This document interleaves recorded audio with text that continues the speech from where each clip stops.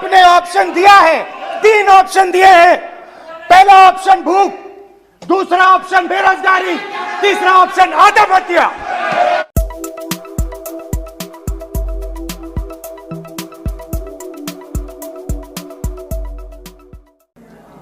कल प्रधानमंत्री जी ने अपने भाषण में विपक्ष के बारे में बोला था कि विपक्ष आंदोलन की बात कर रहा है, मगर जो कृषि कानून है उनके कंटेंट के बारे में और उनके इंटेंट के बारे में विपक्ष नहीं बोल रहा है। तो मैंने सोचा आज प्रधानमंत्री जी को खुश करें और जो 3 किसान के बिल हैं, खेती के बिल हैं, उनके कंटेंट का और इंटेंट का की बात करें।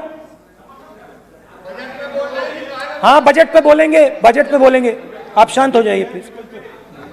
किसान का मुद्दा भी बजट का मुद्दा है, आप उनका आदर कीजिए।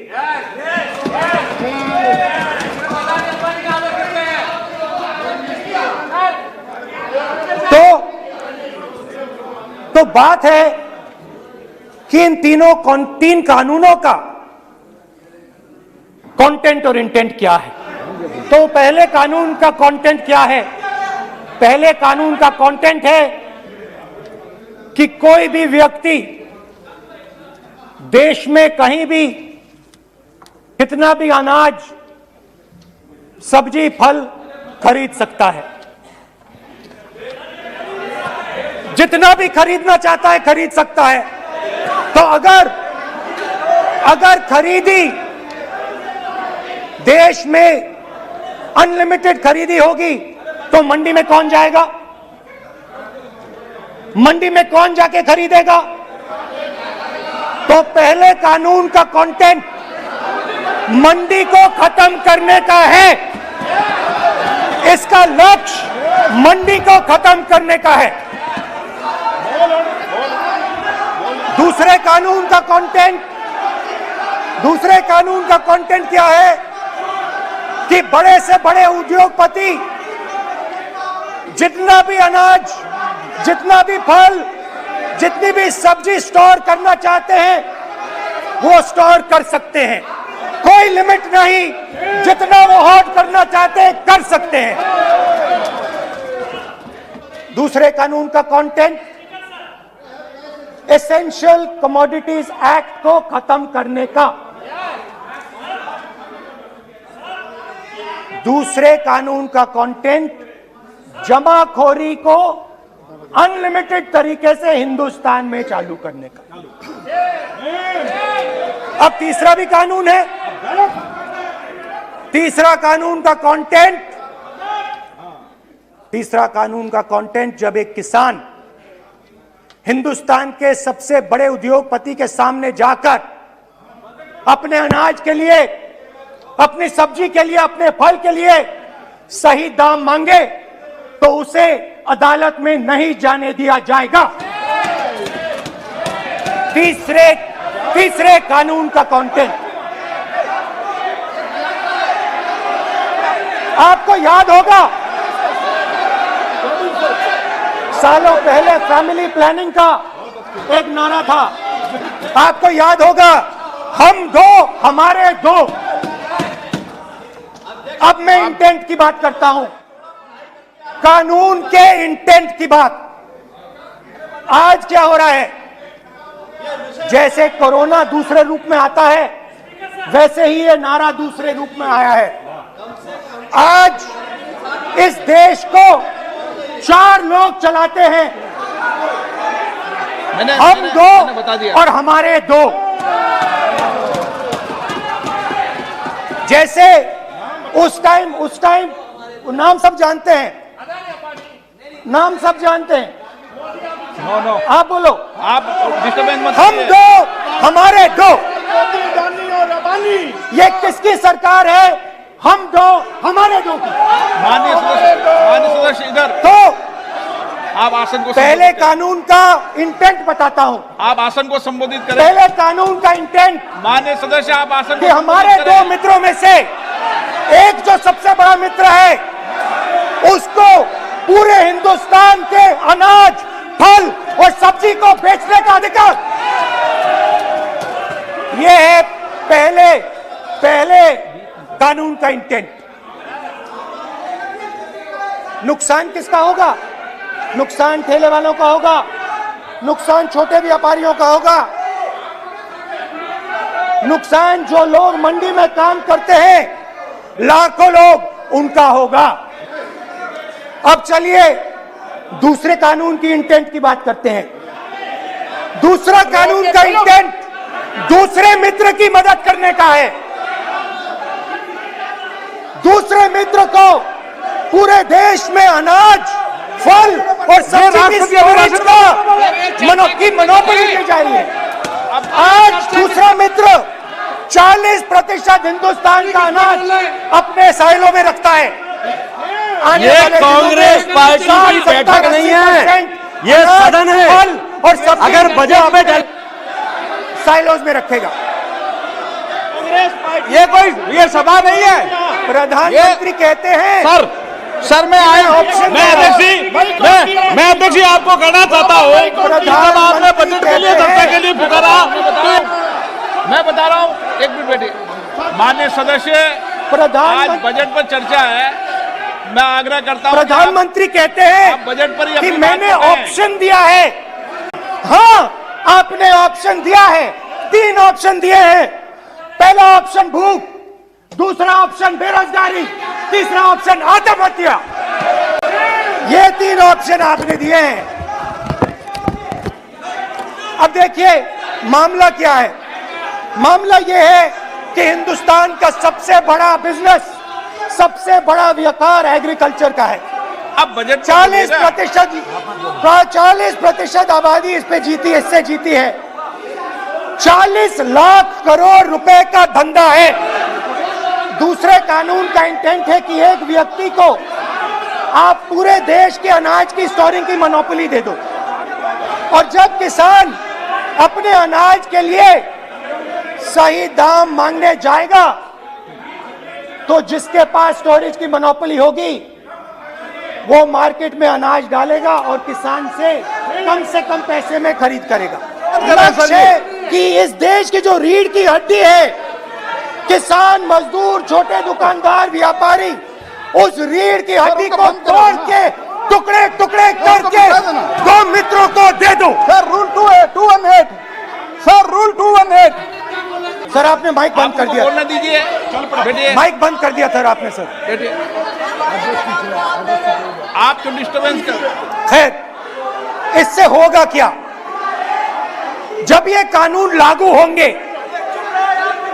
तो जो इस देश के किसान हैं, इस देश के मजदूर हैं, छोटे व्यापारी हैं, इनका धंधा बंद हो जाएगा। इनमें से किसानों की खेत चली जाएगी, किसान को सही दाम नहीं मिलेगा, छोटे दुकानदारों की दुकान बंद हो जाएगी, और सिर्फ 2 लोग, हम और हमारे 2 इस देश को चलाएंगे। हिंदुस्तान का फूड सिक्योरिटी का सिस्टम है वो नष्ट हो जाएगा, और पहली बार सालों बाद एक बार फिर पहली बार हिंदुस्तान के लोगों को भूख से मरना पड़ेगा। रूरल इकोनॉमी नष्ट हो जाएगी और ये देश रोजगार नहीं पैदा कर पाएगा। ये नई चीज नहीं है।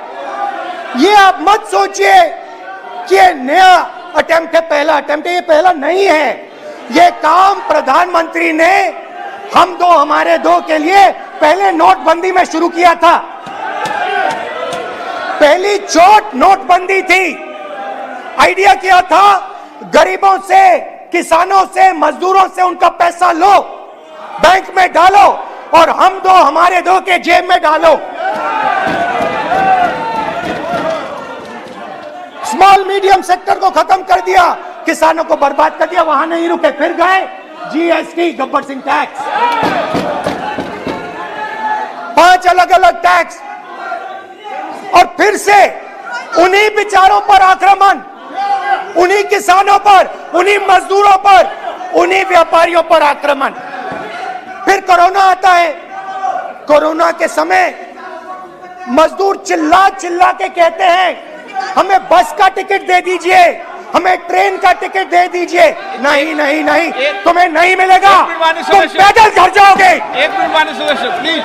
मगर टैक्स माफ जरूर होगा, माननीय सदस्य जरूर होगा। माननीय 5-10 उद्योगपतियों को टैक्स होगा। माननीय सदस्य प्लीज। तो पहले नोटबंदी, फिर जीएसटी, फिर कोरोना के समय उन्हीं 4-5-10 लोगों को पूरा का पूरा कर्जा माफ, 10 लाख करोड़ रुपए जो भी था कर्जा माफ। मगर हुआ क्या? हिंदुस्तान का रोजगार का जो सिस्टम है, जो स्मॉल एंड मीडियम इंडस्ट्री है, वो खत्म हो गई। आज ये देश रोजगार नहीं पैदा कर सकता है, सीधी सी बात। और आज नहीं, कल भी ये देश रोजगार नहीं पैदा कर पाएगा, क्योंकि आपने इस देश की रीढ़ की हड्डी तोड़ दी है। किसान की, मजदूर की, छोटे दुकानदार की, स्मॉल मीडियम बिजनेस की रीढ़ की हड्डी तोड़ दी। मगर ये मत समझिए कि ये किसानों का आंदोलन है। ये किसानों का आंदोलन नहीं है। आपको बात अभी समझ नहीं आई है। ये देश का आंदोलन है, और ये किसान सिर्फ रास्ता दिखा रहा है। किसान अंधेरे में टॉर्च दिखा रहा है, और एक आवाज से ये पूरा देश उठने वाला है। पूरा देश एक आवाज से हम दो हमारे दो के खिलाफ उठने जा रहा है।